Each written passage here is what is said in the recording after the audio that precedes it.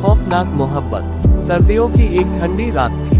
चारों ओर घना कोहरा छाया हुआ था और हवा में एक अजीब सी ठंडक थी जो सीधा दिल को छू जाती थी। छोटे से गांव चंदेरी में रात का सन्नाटा पसरा हुआ था, मगर उस सन्नाटे के बीच कुछ अजीब और डरावना होने वाला था। गांव के एक कोने में बने पुराने हवेली के खंडहर में एक भयानक रहस्य छिपा था, जिसे गांव के लोग सालों से भुला चुके थे। उस हवेली के बारे में कहा जाता था कि वहां एक प्रेमी जोड़े की आत्माएं भटकती हैं। कई साल पहले राघव और सविता नाम के एक प्रेमी यहीं आकर छुपते थे। उनके बीच का प्यार गांव के लोगों को पसंद नहीं था, क्योंकि सविता का रिश्ता गांव के जमींदार के बेटे से तय हो चुका था। मगर राघव और सविता की मोहब्बत इतनी गहरी थी कि उन्होंने समाज और परंपराओं की परवाह किए बिना साथ जीने मरने की कसम खाई थी। जमींदार के बेटे को जब इस बात का पता चला तो वह आग बबूला हो गया। उसने अपने गुंडों के साथ मिलकर राघव और सविता को पकड़ लिया और उन्हें उसी हवेली में ले जाकर जिंदा जलाने का फैसला किया। राघव और सविता की दर्दनाक चीखें उस रात हवेली की दीवारों में समा गईं, और तब से वह हवेली वीरान और भूतहा मानी जाने लगी। गांव में कोई उस हवेली के पास नहीं जाता था, लेकिन अमन और रिया इस बात से अनजान थे। अमन शहर से गांव में अपने दादा दादी के पास छुट्टियां बिताने आया था। वहीं उसकी मुलाकात रिया से हुई, जो गांव की ही रहने वाली थी। धीरे धीरे दोनों के बीच एक गहरी दोस्ती हो गई, जो जल्द ही प्यार में बदल गई। गांव की सुंदरता, शांति और रिया के साथ बिताए गए हसीन पल अमन के दिल के करीब थे। एक रात जब अमन और रिया नदी किनारे टहल रहे थे, तो अचानक रिया ने मजाक मजाक में हवेली का जिक्र किया। तुम्हें पता है अमन, इस गांव में एक भूतिया हवेली है। कहते हैं वहां एक प्रेमी जोड़े की आत्माएं भटकती हैं, रिया ने हंसते हुए कहा। अमन को ऐसी कहानियों में ज्यादा दिलचस्पी नहीं थी, इसलिए उसने उससे मजाक समझा। मगर रिया ने उसकी आंखों में डर की हल्की सी छाया देख ली और उसे चुनौती देने के अंदाज में कहा, अगर तुम सच्चे प्रेमी हो तो चलो आज रात उस हवेली में चलते हैं। अमन ने उसे हंसी में टालना चाहा, मगर रिया की जिद के आगे वह हार गया। दोनों ने तय किया कि रात के ठीक 12 बजे वे उस हवेली में जाएंगे। रात होते ही अमन और रिया हवेली की ओर बढ़े। हवेली के पास पहुंचते ही वहां का माहौल ही अजीब सा लगने लगा। चारों ओर अंधेरा था और हवेली के खंडहर से ठंडी हवा के झोंके आ रहे थे। जैसे ही वे हवेली के अंदर गए, दरवाजा अचानक खुद ब खुद बंद हो गया।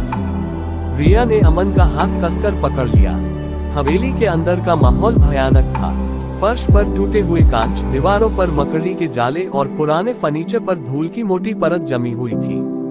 अमन ने मजाक करते हुए कहा, यहाँ भूत नहीं, बस बुरी हालत है। लेकिन उसकी आवाज में भी हल्की सी कपकपी थी। तभी अचानक हवा का एक जोरदार झोंका आया और एक पुराना आईना दीवार से गिरकर टूट गया।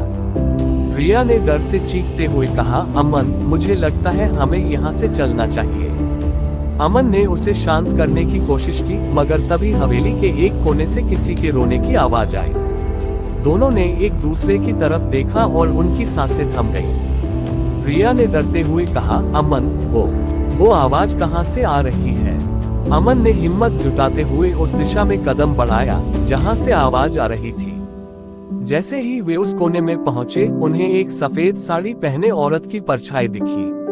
उसका चेहरा साफ नजर नहीं आ रहा था, मगर उसकी दर्द भरी चीखें सुनाई दे रही थी। अमन और रिया दोनों का खून जम गया। वह औरत धीरे धीरे उनकी ओर बढ़ने लगी। रिया ने अमन का हाथ पकड़कर कहा, यहाँ से भागो।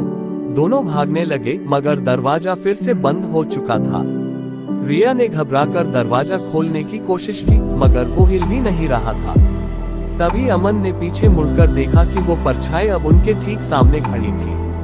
अचानक हवा में राघव और सविता की आवाज गूंजने लगी, तुम हमें नहीं बचा पाए, अब तुम भी यहाँ से नहीं जा पाओगे। अमन और रिया की आंखों के सामने अजीब दृश्य आने लगे। वह प्रेमी जोड़ा जलते हुए चीख रहा था और हवेली की दीवारों पर खून के निशान दिखाई देने लगे। रिया जोर जोर से रोने लगी और बोली, हमें यहाँ से निकलना होगा अमन। अमन ने आखिरी कोशिश करते हुए खिड़की की ओर भागने का फैसला किया। वह खिड़की के पास पहुंचा और उसे तोड़ने की कोशिश करने लगा। तभी एक जोरदार आवाज के साथ खिड़की खुद ब खुद खुल गई। दोनों ने बिना कुछ सोचे समझे वहां से छलांग लगा दी। वे किसी तरह हवेली से बाहर निकलने में कामयाब हुए, मगर दोनों का दिल अब भी तेजी से धड़क रहा था। गांव वापस पहुंचते ही उन्होंने देखा कि उनकी घड़ियों में रात के 12 बजने का समय नहीं हुआ था। उनके जहन में सवाल था कि क्या वह समय ठहर गया था या फिर उन्होंने एक भूतिया समय यात्रा की थी। अगली सुबह दोनों ने फैसला किया कि वे इस घटना के बारे में किसी से कुछ नहीं कहेंगे।